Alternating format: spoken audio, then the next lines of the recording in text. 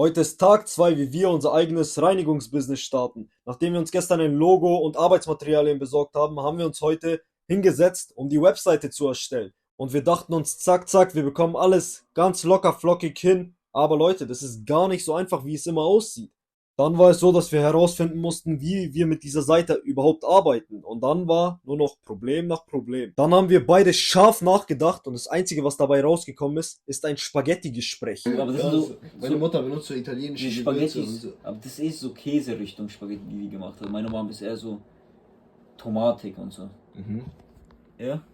Digga, das müssen wir sowas von reinpacken. Sowas erlebt ihr nur bei uns, Glanz und Glimmer. Wir reden während der Webseitenerstellung über Spaghetti.